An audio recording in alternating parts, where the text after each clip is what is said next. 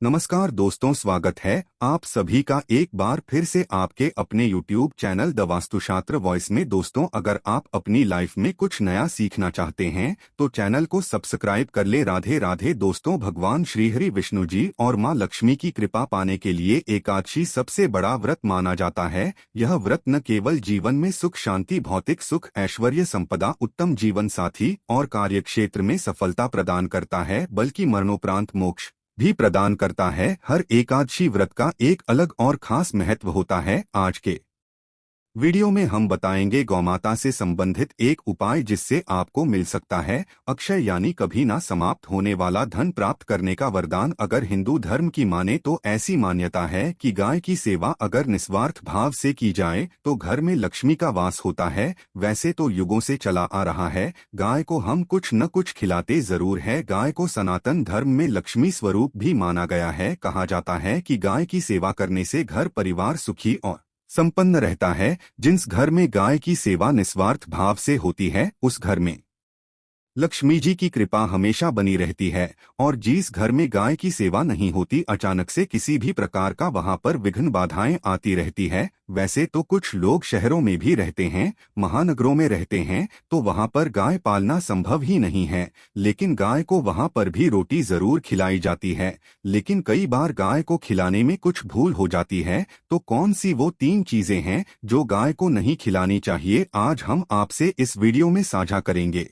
लेकिन दोस्तों, उससे पहले आपसे रिक्वेस्ट करते हैं कि वीडियो को लाइक जरूर करिएगा, दोस्तों को शेयर कर दीजिएगा। और अगर आपने अभी तक चैनल को सब्सक्राइब नहीं किया है तो चैनल को सब्सक्राइब करके बेल आइकन जरूर दबाइएगा। दोस्तों, गाय के अंदर सभी देवी देवताओं का निवास माना जाता है। तो आप सुबह जो पहली रोटी बनती है वो अगर गाय को खिलाते हैं तो देवी देवताओं का आशीर्वाद मिलता है। गाय को गुरु के साथ जोड़ा गया है, यानी गुरु ग्रह के साथ, बृहस्पति ग्रह के साथ। इसलिए गुरुवार के दिन गाय को रोटी पर एक चुटकी हल्दी डालकर खिलाए तो सुख संपत्ति, धन, ऐश्वर्य बढ़ता है, दुष्ट ग्रह शांत हो जाते हैं। जो लोग मानसिक रूप से परेशान हैं वो गाय को रोटी पर थोड़ा सा गुड़ रखकर खिलाएं तो सकारात्मक ऊर्जा आती है, टेंशन खत्म होते हैं, स्वास्थ्य अच्छा रहता है। और अगर आपको लगता है कि आपके सभी ग्रह खराब है तो ऐसे में गाय को पहली रोटी रोज खिलाएं, सभी ग्रह धीरे धीरे शुभ हो जाएंगे। न भी कभी जीवन में लंबे समय से कोई शुभ मंगल कार्य नहीं हो रहे होते, तब ऐसे में आप गाय को रोटी खिलाएं। गाय के मस्तक को छूकर अपनी मन्नत कहे, प्रणाम करें, पैर छुए तो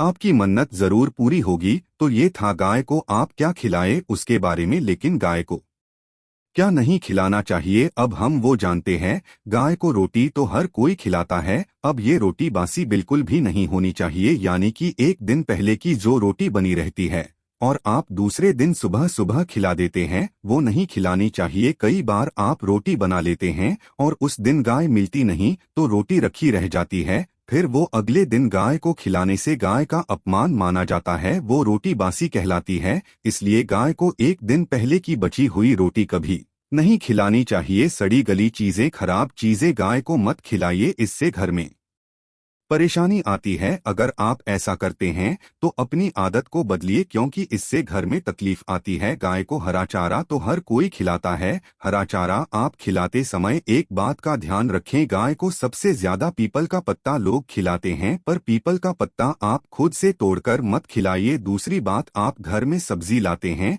तो सागा लाते हैं तो उसमें से अच्छी चीजें तोड़कर रख के बचा खुचा आप गाय को ना खिलाएं। आप जो देंगे वो गाय खा लेगी, लेकिन थोड़ी सी कुछ अच्छी चीजें मिलाकर गाय को खिला दीजिएगा तो ज्यादा फायदा होगा। गाय को दूध नहीं पिलाना चाहिए, आप दही चावल खिला सकते हैं, लेकिन दूध ताजा हो या बचा हुआ भूल कर भी गाय को मत खिलाइए। तो 3 चीजें गाय को नहीं खिलानी है। एक तो बची खुची रोटी नहीं खिलानी है, कोई भी अनाज बच जाए उसे दूसरे दिन गाय को नहीं खिलाना है। जैसे चावल बच जाता है, रोटी बच जाती है, और आप अगर चारा खिलाते हैं उन्हें तो सड़ा गला मत खिलाइए। और अगर खिलाते हैं कोई चीज तो उसके साथ कुछ अच्छी चीजें मिला लें। और गाय को दूध भी नहीं पिलाना है, ये चीजें बिल्कुल भी नहीं खिलाए, नहीं तो घर में गरीबी आती है। माता लक्ष्मी आपके घर में वास करना छोड़ देती है। 84 लाख योनियों के सफर करके आत्मा अंतिम योनि के रूप में गौमाता का रूप धरती है। गाय लाखों योनियों का वो पड़ाव है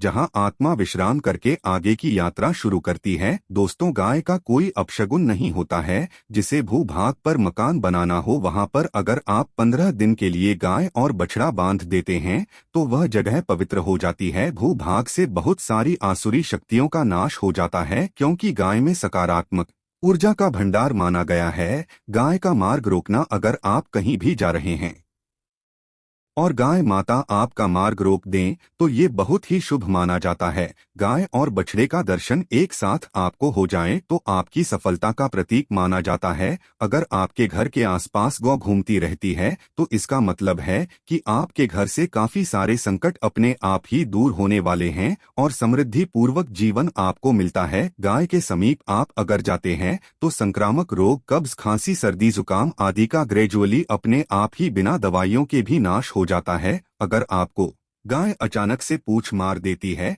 तो ये बहुत ही शुभ संकेत माना गया है और काली चितकबरी गाय का ऐसा करना तो और भी ज्यादा शुभ माना गया है। पंचगव्य जो होते हैं वो कई रोगों में लाभदायक है। पंचगव्य क्या क्या हुए? गाय के दूध, दही, घी, मूत्र और गोबर, इन सभी को शरीर की रोग निरोधक क्षमता को बढ़ाकर रोगों को दूर करने वाला माना गया है। ऐसा कोई रोग नहीं है जिसका इलाज पंचगव्य से नहीं किया जा सकता। दोस्तों, आज के समय में लोग गौमाता की पूजा करने के बजाय, उनका सही उपयोग करने के बजाय उनको काट कर मार कर खाना ज्यादा पसंद करते हैं। बुरा लगेगा शायद, पर ये सच है। और गाय को रोटी देने से न केवल सुख समृद्धि की प्राप्ति होती है बल्कि बरकत भी होने लगती है। अगर आप गौ को पाल सके तो अच्छी बात, लेकिन आज के मॉडर्न युग में जहां लोगों की शायद खुद की घर में रहने की जगह नहीं है, ऐसे में गौ को रखना थोड़ा कठिन और महंगा हो सकता है। ऐसे में आप गौ को रोटी दें। कम से कम रोटी दे करके आप सुख समृद्धि को प्राप्त कर सकते हैं। आपके घर में बरकत होने लगती है। हमारे बुजुर्ग हमेशा से कहते आए कि गाय को रोटी खिलानी चाहिए, लेकिन समय स्थिति के चलते गाय की सेवा हर कोई नहीं कर पाता, लेकिन कम से कम रोटी तो आप खिला सकते हैं। अगर रोटी भी नहीं खिला सकते, जैसे काफी सारे जो हमारे भाई बहन मलेशिया वगैरह में, लंदन वगैरह में बैठे हैं, उनको गाय नहीं मिलती हैं, वो पूछते हैं कि हम कैसे गौ सेवा करें। आप ऐसा कर सकते हैं, आप गौ के नाम के पैसे निकालते जाएं और फिर आप चाहे तो कभी इंडिया आए तो आप गौशाला में दान दें, या फिर आप चाहे तो वहीं पर किसी गरीब को गौ के नाम की रोटियां खिलाएं। किसी भी अनाथ आश्रम में चले जाएं, किसी वृद्धाश्रम में चले जाएं, किसी भी दूसरे सफेद पशु को आप भोजन कराएं। ये भी आपके लिए बहुत अच्छा होने वाला है। कम से कम रोटी जरूर खिलाएं। हमारे देश में कई जगह देखा गया है और कई लोगों का प्रश्न आता है कि हम झूठी रोटी गाय को देते हैं, क्या ये सही है या गलत है? हम झूठा खाना, बचा हुआ खाना गाय को खिलाते हैं, यानी जो बच जाता है वो गाय के हवाले कर दिया जाता है। तो आपको बता दे दोस्तों, रामायण काल में गौमाता को एक श्राप मिला था, उसी की वजह से आज उनके साथ ऐसा हो रहा है। उसी श्राप की वजह से गौमाता में देवी देवताओं का वास होने के बाद भी उनको झूठा खाना पड़ता है, यहाँ तक कि पॉलीथीन से भी खाते हैं। हालांकि यह किसी भी लिहाज से सही नहीं है। आपको बता दें, वाल्मीकि रामायण में सीता द्वारा पिंडदान देकर दशरथ की आत्मा को मोक्ष मिलने का संदर्भ आता है। जो लोग जानते होंगे वो जानते हैं कि वनवास के दौरान भगवान राम, लक्ष्मण और सीता पितृपक्ष के दौरान श्राद्ध करने के लिए गया धाम पहुंचे। वहां श्राद्ध कर्म करने के लिए जरूरी सामग्री जुटाने राम और लक्ष्मण तो चले गए और सामान लेकर नहीं आए। इधर दोपहर हो गई, पिंडदान का समय निकलता जा रहा था। सीता मां घबराने लगी, तभी दशरथ की आत्मा ने पिंडदान की मांग कर दी। अब गया जी के आगे फल्गु नदी पर अकेली सीता जी मुश्किल में पड़ गई। उन्होंने फाल्गुन नदी के साथ वट वृक्ष, केतकी के फूल और गाय को साक्षी मानकर बालू का पिंड बनाया और स्वर्गीय राजा दशरथ अपने ससुर के निमित्त पिंडदान कर दिया। थोड़ी देर में भगवान राम और लक्ष्मण जब लौटे तो उन्होंने कहा कि समय निकल जाने के कारण मैंने पिंडदान कर दिया, बिना सामग्री के पिंडदान कैसे हो सकता है?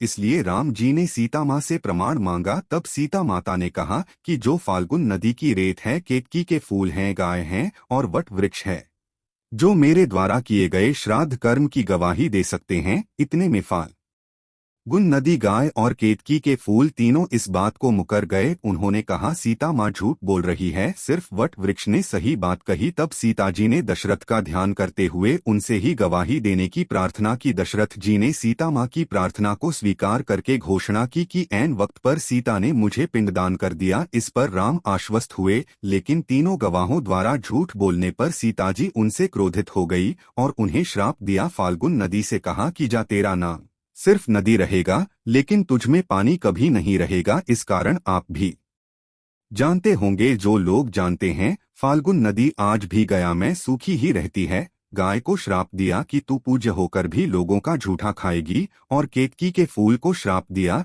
कि तुझे पूजा में कभी नहीं चढ़ाया जाएगा। वट वृक्ष को सीता माँ ने आशीर्वाद दिया कि उसे लंबी आयु की प्राप्ति होगी और दूसरों को छाया प्रदान करेगा, तथा पतिव्रता स्त्री तेरा स्मरण करके अपने पति की दीर्घायु की कामना करेंगी। यही कारण है कि गाय को आज भी झूठा खाना पड़ता है। केतकी के फूल को पूजा से निषिद्ध बताया गया है। फाल्गुन नदी के तट पर जल नहीं है।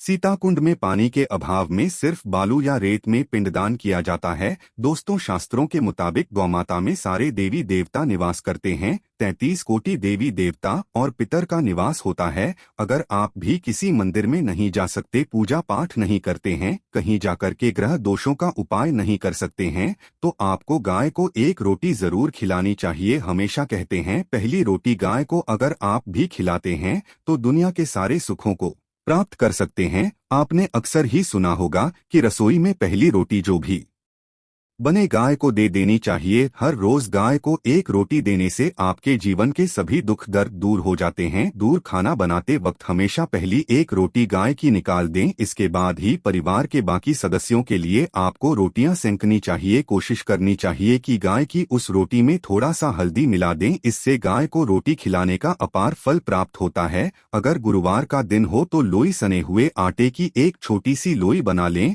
और उसमें हल्दी मिलाकर गाय को खिला दें। आपके जीवन में शुभता आती है, वैभव आता है, धन संपत्ति का वास होता है। आप जो भी हासिल करना चाहते हैं जिंदगी में, तो आप देखेंगे कि तुरंत आपको मिनटों में वो हासिल हो जाता है। इसी तरह से आपको नमक का एक उपाय बताते हैं। नमक क्या है? नमक के बिना तो हर स्वाद अधूरा है, और साथ ही साथ अगर नमक ना हो जीवन में तो स्वादहीन हो जाता है। जितना हम खाने में नमक को इम्पोर्टेंट मानते हैं, उतना ही ज्योतिष में नमक को इम्पोर्टेंट ही माना जाता है, और इसे कर्ज की वस्तु माना गया है। किसी का नमक खाने का अर्थ क्या होता है? उसका कर्जदार होना। आपने सुना ही होगा, नमक का कर्ज अदा करना है।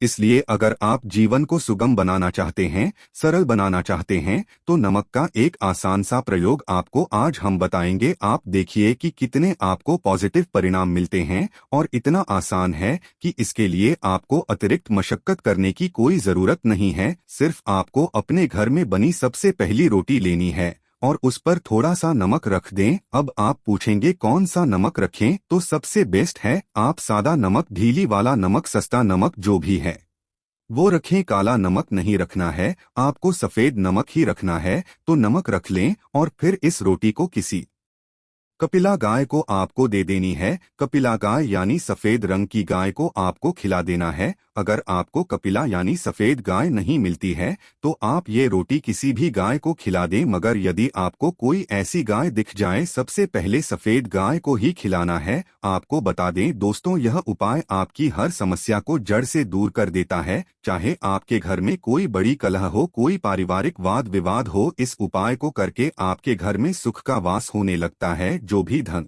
की कमी हो, बच्चों की पढ़ाई हो, करियर में सफलता हो, सभी मुश्किलें आपके जीवन की दूर होने लगती है। लेकिन गाय को रोटी देते वक्त मन में ऐसी कोई भावना लगाकर रखें कि हम रोटी खिलाते हैं या फिर हम बहुत बड़े दानी हैं, अन्यथा इस स्थिति में पुण्यफल की प्राप्ति होना संचय वाली स्थिति देता है। गाय को रोटी खिलाने से बरकत के अलावा आप देखेंगे धन संपत्ति में दिनों दिन बढ़ोतरी होने लगती है, और आपके घर के ग्रह दोषों से आपको मुक्ति मिलती है। अगर आपके भी घर में धन की कमी है तो आपको ये उपाय जरूर करना चाहिए, किसी भी दिन करे।